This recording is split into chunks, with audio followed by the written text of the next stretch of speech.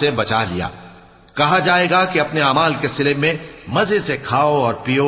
تختوں پر جو برابر برابر بچھے ہوئے ہیں تکیے لگائے ہوئے ہوں گے، اور بڑی بڑی آنکھوں والی حوروں کو ہم ان کی بیویاں بنا دیں گے، اور جو لوگ ایمان لائے اور ان کی اولاد بھی راہ ایمان میں ان کے پیچھے چلی، ہم ان کی اولاد کو بھی ان کے درجے تک پہنچا دیں گے،